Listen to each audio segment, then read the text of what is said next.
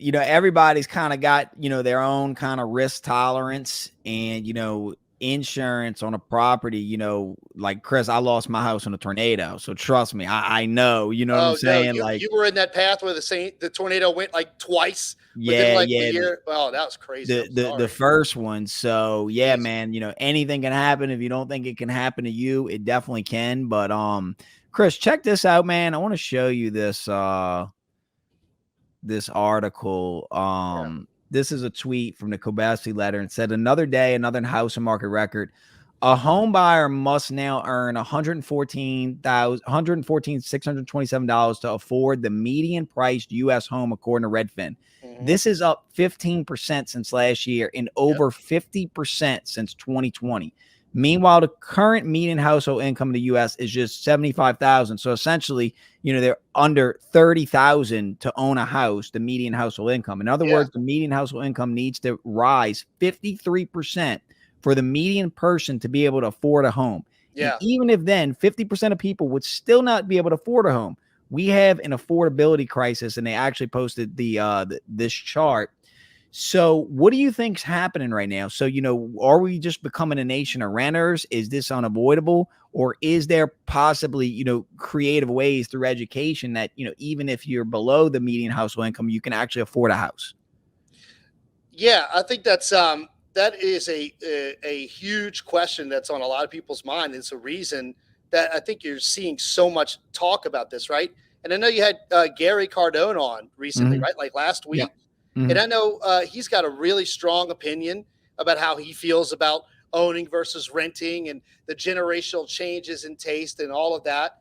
And so I know there's a lot of people that view things this way.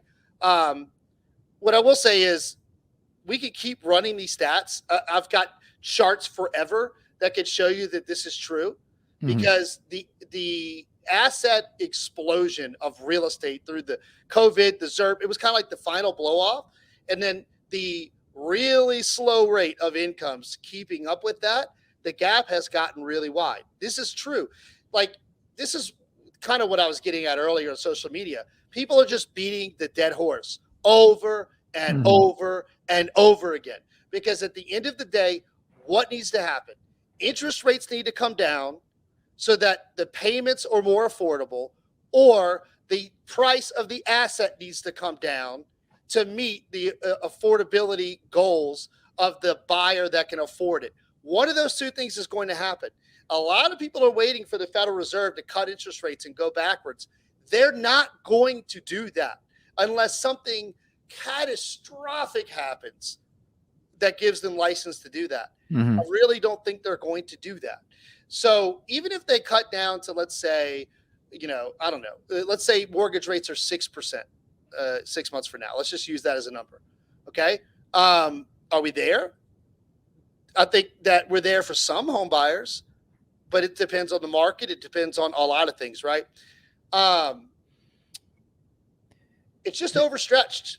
It's like the last guy trying to get out the exits of the latest crypto craze, or that last person to sell an NVIDIA, before it gets dumped. And there's nothing wrong with that. And so what I see with all of these, and that's a really reputable Twitter account. I like that they do their research before they put out their data, but it's like the sky is falling.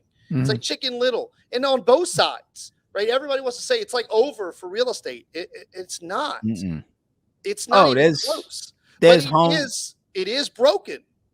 Look, we broke the supply demand dynamics. We broke the monetary incentives, and we broke the entire way that this country works. Like, we turned it off for the better part of a year, and then we just want to turn it back on. We made people stay home. And then we're like shocked now that everybody values their home so much more than they did before. All of these dynamics are at play. At the end of the day, the market is going to work it out. It is going to work it out. Everybody's not going to stay where they are forever. We're not going to stay frozen forever.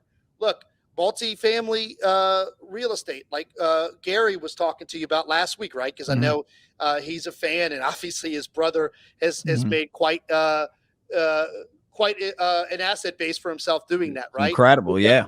Which I respect a lot. Local boy from Lake Charles, both of them, Yep. right? They came from virtually nothing. People have a lot of opinions about them, and that's my favorite thing. That, by the way, that Grant will tell them is that I don't care what your opinion is. I just need you to have an opinion because at least you know who I am, right? I find that hilarious. He's way more self-aware, I think, than people give him credit for. But anyway, but because interest rates were at zero for so long, a lot of people that had money were looking to get return, right? That's why you saw everybody going to the far end of the risk curve, right? Whether it was the riskiest crypto or NFTs or whatever, or what a lot of wealthy people have been doing. It's no secret, multifamily real estate. But what happens because of the long capital cycle is that now we're at the kind of the other end. We're kind of coming on the other side of the hill, at least of this part of the business cycle. And you've got a lot of units coming online, right? There's going to be a lot more apartments in the United States a year from now than there are now. They're already being built. A lot of these were permitted. People don't realize were permitted and were in process and approved before COVID. Like, this is not a short thing. And so there's a lot of people betting on that. What that's going to do is likely at least bring the cost of rent down, because if you are a landlord, you're going to have more competition. That may not be a bad thing, right? But then what that's also going to do is produce competition for buying versus renting. Like, my wordy responses are just because as I think about it, I'm just trying to make sure that everybody understands there's nothing but good on the other side. And if we go through a hard patch, like, that's where the really good stuff is going to come from. And I'm ready for it. In fact, the longer we keep trying to put it off, the worse it's going to be. You know, so renters versus buyers, I think there's always going to be people that want to rent. There's always going to be people that want to own. And I'm totally cool with both, because isn't that what this is supposed to be about? Yeah. There's nothing wrong with either. You know, there's advantages to being a renter, y'all. There's advantages to owning your own property. Everyone's situation is different.